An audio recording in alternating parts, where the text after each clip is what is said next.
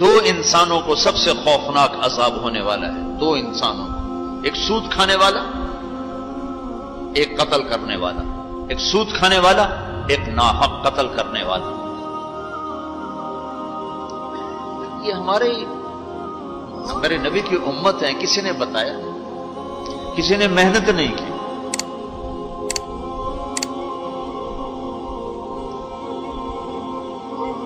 آخری حج کا خطبہ آپ نے جو دیا، ہر دفعہ یہاں سے بات شروع کی، تمہارے جان مال ایک دوسرے کے لیے قابل احترام ہے، کسی پہ ہاتھ نہ ڈالو۔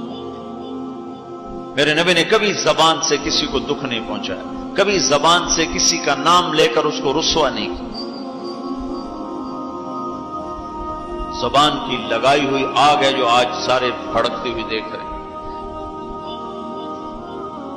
تو بھائیو، محبت سے رہنا سیکھو، معاف کرنا، درگزر کرنا سیکھو،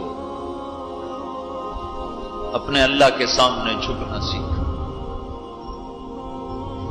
جب قومیں زوال کا شکار ہوتی ہیں، کہتی ہیں یہ فلاں کی سازش ہے، جیسے آج کل کہتے ہیں مسلمان، امریکہ کی سازش ہے، یہ سب یہودیوں کی سازش ہے، یہ کراچی کے بینکوں میں جو سود پہ پیسہ پڑا ہوا ہے، یہ امریکہ کی سازش ہے، یہودیوں کی سازش، جو رات کو شراب چلتی ہے اور مجرے ہوتے ہیں، یہ امریکہ کی سازش، یہ یہودیوں کی سازش۔ نوجوان اولاد ماں باپ کی نافرمان ہیں، یہ کسی دشمن کی سازش۔ میں ایک جگہ تھا تو ایک لڑکی اپنی ماں کو کہہ رہی تھی بکواس مت کرو، ماں کو کہہ رہی تھی بکواس مت کرو، تو اس کی ماں کے آنسو ایسے گر رہے تھے۔ یہ امریکہ کی سازش۔ اور میرے نبی نے سے پوچھا کہ یا رسول اللہ قیامت کب آئے گی؟ آپ نے فرمایا اللہ کو پتہ ہے کب آئے گی۔ کا کوئی نشانی کہ جب ماؤں کو ذلیل کیا جائے گا تو قیامت آ جائے گی۔ ہمارے زوال کے اسباب باہر سے نہیں ہیں، ہمارے اندر سے۔ کتنی بڑی لعنت ہے جھوٹ۔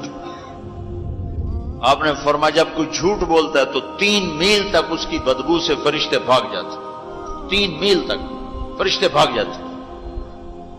تو پھر پاکستان کا کون سا بازار ہے جس میں کوئی رحمت کا فرشتہ آئے گا؟ کہ ہر دکاندار جھوٹ بول رہا ہے، ہر بڑا چھوٹا تاجر جھوٹ بول رہا ہے، ہر سیاستدان جھوٹ بول رہا ہے۔